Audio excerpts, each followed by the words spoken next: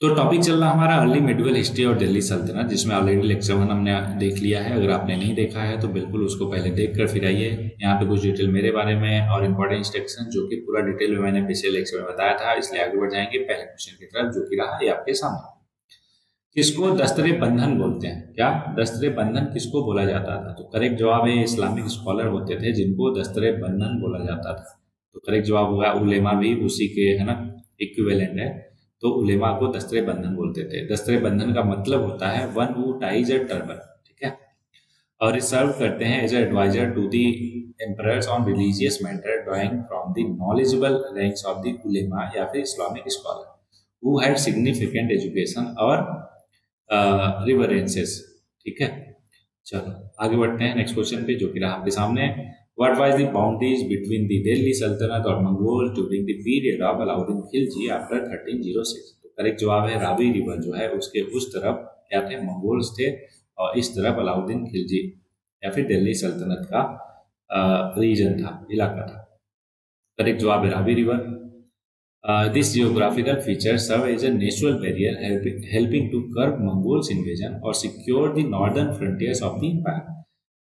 Ravi River जो है acted as a strategic defense line, contributing significantly to the stability, protection, and overall security of the realm during the period. Mongol invasion और northern conquest, अब उसका थोड़ा सा historical aspect है ना, factual है आई नो, बट आप ध्यान दीजिएगा, आराम से हो जाएगा। पहले 1297 से लेकर 1306 में मंगोल ने इन्वेजन किया और बहुत सारे जगह कॉन्क्वेस्ट किए, है ना। अब किसके रीजन में किया, रीन में किया था उन्होंने? अलाउद्दीन खिलजी के। तो कुछ यहाँ पे इंपॉर्टेंट इवेंट्स हैं, जैसे पंजाब रेड एंड विक्ट्री। 1297 के विंटर में क्या हुआ, Mongols from Chagatai khanate raided Punjab, advancing to Kasur led by the Ulugh Khan. Alauddin forces defeated them in February 1298, है ना। और लगभग 20,000 मंगोल्स जो है वो मारे गए इसमें, और बहुत सारे गायब हो गए दिल्ली और आफ्टर कैप्चर। सिंध इन्वेजन हुआ फिर 1298 से 99 में, जिसमें मंगोल आर्मी इन्वेट किया सिंध को, occupying the fort of Siwistan. Alauddin का जनरल जो जाफर खान था वो रिकैप्चर किया फोर्ट को, डिफीट किया फिर से इन्वेडर को।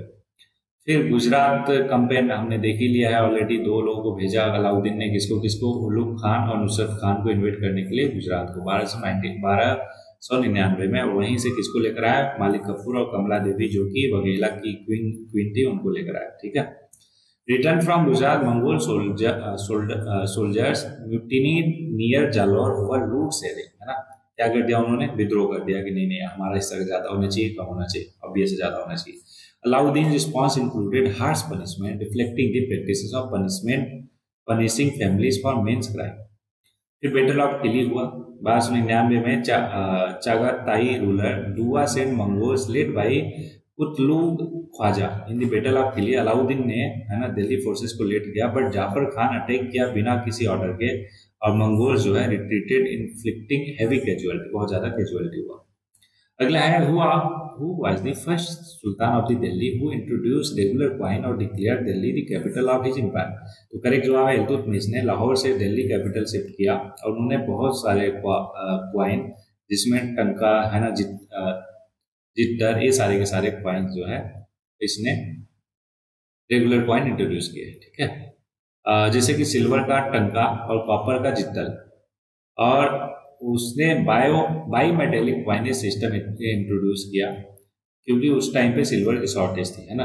और ये जो बाई मेटेलिक है became the foundation for the coinage during the sultanate period. He also move the capital, कहाँ से, लाहौर से दिल्ली शिफ्ट कर लिया, डिथ्रोनिंग हिज प्रीसीडेटर आरम शाह का 1211 में। इल्तुतमिश ने शिफ्ट किया capital to Delhi due to its strategic location central to expanding empire, और this relocation facilitated better administration और डिफेंस। इल्तुतमिश की बात किया जाए तो 1211 से लेकर 1236 तक इसने रूल किया, है ना। ओरिजिनल नेम था शमसुद्दीन इलियास, रेंज फ्रॉम इतना से, he was sun in law, किसका सन इन लॉ था, कुतुबुद्दीन ऐबक का। इसी को स्लेव्स ऑफ स्लेव बोला जाता है, किसको, इल्तुतमिश को, है ना। Iltutmish strategic policy toward the Mongol prevent किया अटैक बाय चेंगिस खान। उसने ट्रांसफर कर लिया कैपिटल लाहौर से दिल्ली, पता ही है। और फ्यूडलिस्टिक सिस्टम ऑफ एकता इसने ही इंट्रोड्यूस किया था। इल्तुतमिश फॉर्म दी चहलगामी, है ना। चहलगामी क्या है? पैक्ट इन्वॉल्विंग 40 मुस्लिम नोबेल्स।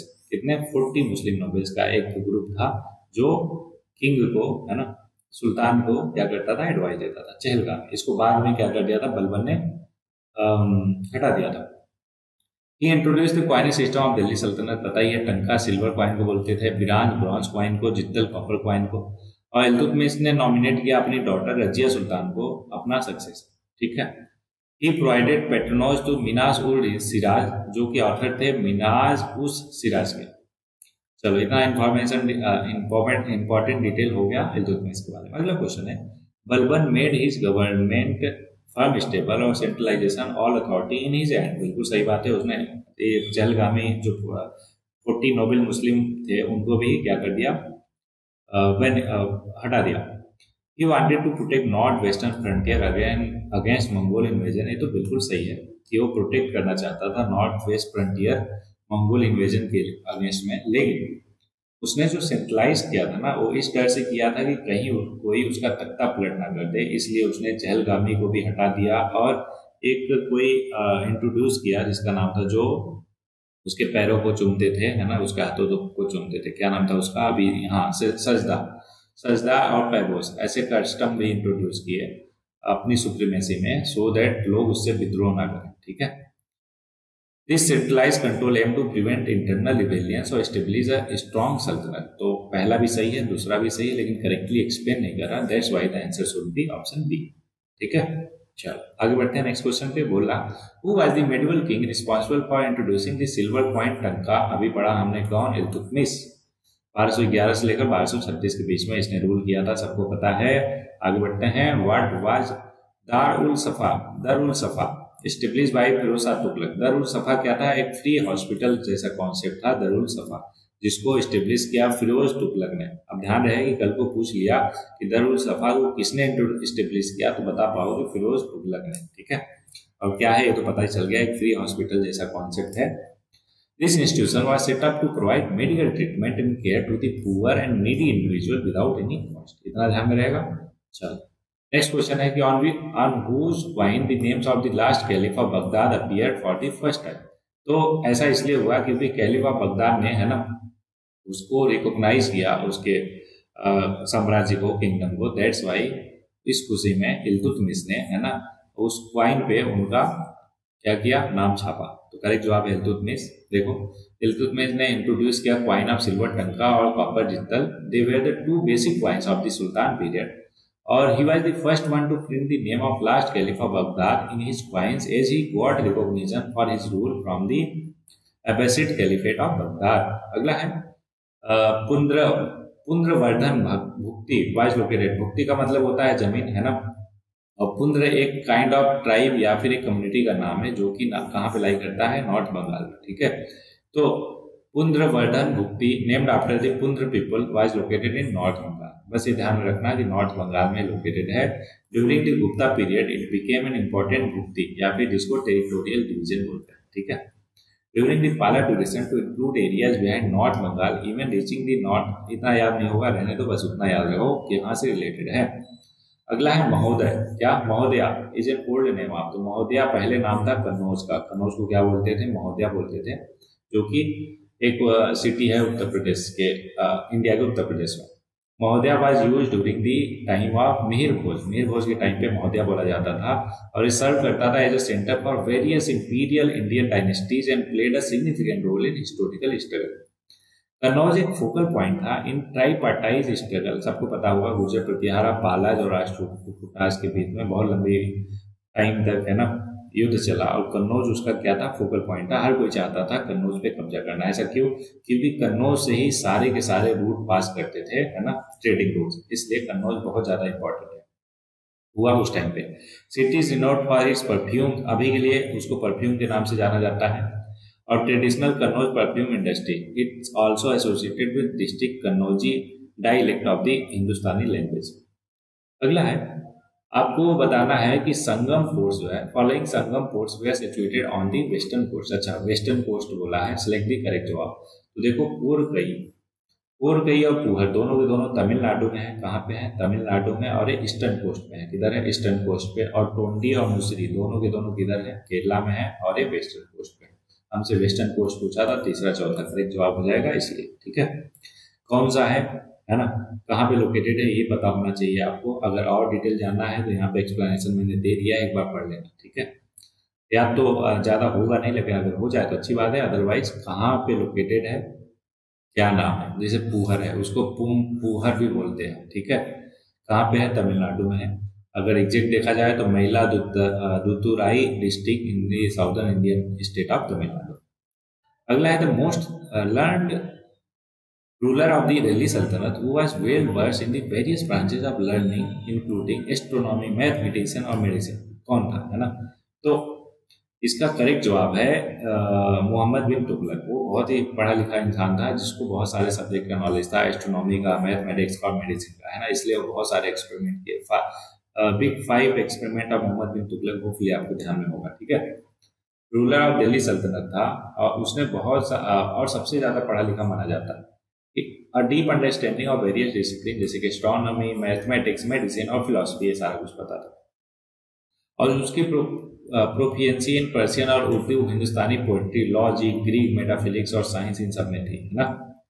आगे बढ़ते हैं। In which order did the following dynasty rule Delhi, select the following. तो इसके लिए मैं एक आपको निमोनिक्स देता हूँ, है ना। शाहरुख खान था सुपर लवर, एक किसी चैनल से मैंने सीखा था। तो शाहरुख का मतलब हो गया स्लेव डायनेस्टी। कौन सी? Slave dynasty. कब से कब तक आपको पता है? 1206 से लेकर 1290 तक। फिर उसके बाद खिलजी डायनेस्टी, है ना, 1291 से लेकर खिलजी, फिर तुगलक, फिर सैयद, फिर लोधी। अब देख लो पहले क्या आएगा, सैयद और लोधी तो बाद में आएंगे, तो 3, है ना, सैयद फिर लोधी लास्ट में। ठीक है, और स्लेव पहले नंबर पे आएगा और फिर खिलजी दूसरे पे। तो 4132 आ जाएगा करेक्ट जवाब, ऑप्शन डी, है ना। अब इनका एग्जैक्ट जो है वो आपके सामने है, 1206 से लेकर 90 तक, खिलजी 90 से 1320 तक, और 1320 से लेकर 1313 तक क्या, तीसरा वाला क्या नाम था इसका? हाँ, तुगलक। तुगलक कब से कब थे यहीं पे लिख देता हूँ सब्जेक्ट, फिर आप स्क्रीनशॉट ले लेना, है ना। तुगलक, तुगलक थे कब से कब तक? 1320 से लेकर 1413 तक। और इसका न्यूमरिक्स भी बता देता हूँ मैं, शाहरुख खान था सुपर लवर।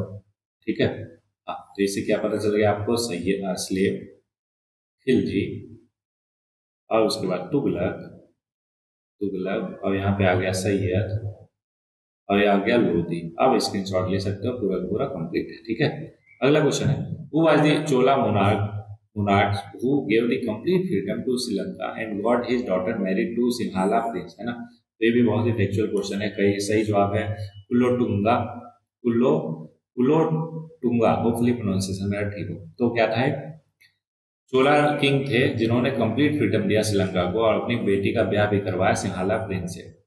उन्होंने रूल किया 1070 से लेकर 1122 ईस्वी तक, and was one of the sovereigns who bore the title Kulottunga. इसका मतलब होता है exalter of his race. He did not belong to the main line of Chola but was either a prince of the eastern Chalukya dynasty. उनकी माँ जो है एक Chola princess थी और daughter of emperor Rajendra Chola one. Rajendra Chola one की बेटी थी, है ना, उनकी माता जी, और उनके पिताजी जो है वास्ता रखते थे चालुक्य डायनेस्टी से। ठीक है, आगे बढ़ते हैं नेक्स्ट क्वेश्चन पे। Which sultan of Delhi was the first to charge ghari या फिर हाउस टैक्स? क्या घरी या फिर हाउस टैक्स? देखो, जो अलाउद्दीन खिलजी है ना, उसने बहुत सारे टैक्सेस लगाए, और जिसमें से एक घरी या फिर हाउस टैक्सेस है। बाकी जो टैक्सेस है वो मैं आपको यहाँ पे दिखा देता हूँ। तो ये है, एक तो था लैंड रेवेन्यू जिसको खरज बोलते थे। अलाउद्दीन ने इंट्रोड्यूस किया एक systematic land revenue system based on the land fertility assessment ensuring fair taxation on agriculture land. और ट्रेड और कस्टम ड्यूटीज भी उसने लगाया, मार्केट टैक्सेस लगाए, हाउस टैक्स जिसको घरी बोला जाता था, ग्रेन टैक्स लगाए, चरी टैक्स लगाए, इसका पेस्टर टैक्स, है ना। ये पेस्टोरल कम्युनिटी पे लगाए जाते थे जो इंगेज थे एनिमल हस्बेंड्री में, जैसे केटल हर्डर्स, शेफर्ड्स और ग्रेजियर्स। जिजिया भी लगाया, जग जाहिर है ना, सबको पता है कि ये नॉन मुस्लिम्स पे लगता था, और ये कंटिन्यू किया उसने अपने ही भी जीवन काल में, मतलब कि अपने रीन के दौरान भी। अगला है 13th और 14th सेंचुरी के दौरान इंडियन पीजेंट्स जो है क्या कल्टीवेट नहीं करते थे? तो सही जवाब है, वीट भी करते थे, बार्ली भी करते थे, राइस भी, बट मेज नहीं करते थे। ऐसा क्यों? क्योंकि मेज जो है वो अमेरिका का नेटिव है ना, और ये 16th सेंचुरी में इंट्रोड्यूस हुआ इंडिया में, ठीक है। तो maize reached Europe in 15th century और by Spanish explorer और was later introduced to India by Portuguese traders। किसने इंट्रोड्यूस कराया था? Portuguese traders, है ना। चलो, बाकी चीजों का टाइम पीरियड बहुत पहले है ना। जैसे कि राइस का 6500 BC से पहले तक है। During the neolithic revolution in India agro pastoralism practice करते थे। रो प्लांटिंग, थ्रेसिंग और ग्रेन स्टोरेज। मेहरगढ़ आप हमने देखा एंशियंट हिस्ट्री में। Sown barley wheat farming, cattle sheep और गोट रियरिंग अराउंड 8000 से 6000 BC तक। तो इतने ही थे इस पूरे लेक्चर में क्वेश्चंस। होपफुली आपको एक ही क्वेश्चन बहुत ही बेहतरीन ढंग से क्लियर होगा, कोई भी डाउट, कोई परेशानी नहीं होगी। अगर है तो बिल्कुल कमेंट बॉक्स करके पूछ सकते हो। आज के लिए शेर है कि तुम जागते हुए भी ख्वाब तो देखो, तुम जागते हुए भी ख्वाब तो देखो, कायनात ना तुम्हें हकीकत दिखाए तो कहना। मोस्ट ऑफ द टाइम ऐसा ही होता है कि हम सोते सोते ख्वाब देखते हैं, है ना, नींद में ख्वाब देखते हैं, दिन में भूल जाते हैं, ऐसा ही चलता रहता है। लेकिन अगर आप जागते हुए कोई ख्वाब देखते हो कि नहीं हमें ये गोल अचीव करना है, हमें यहाँ पे पहुंचना है, तो जैसा आप सोचते हो ना, कहते हैं कि यूनिवर्स, पूरी कायनात जो है वैसा ही देने में आपको जुट जाती है। बशर्ते केवल सोचो मत, आप उस पर काम भी करो तो, है ना। ऐसा नहीं कि हाँ हम तो सोचते हैं कि प्राइम मिनिस्टर हो जाए और बस बैठे बैठे यही सोचते रहो और वो हो जाओगे, नहीं, उसके थ्रू आपका एक्शन भी होना पड़ेगा, ठीक है। उसके अकॉर्डिंग आप एक्ट भी करोगे तो पूरी कायनात जो है आपको वो ख्वाब जो है हकीकत दिखाने में कोई कसर नहीं छोड़ेगी। तो इन्हीं शब्दों के साथ ख्वाब देखते रहिए, पढ़ते रहिए और आगे बढ़ते रहिए।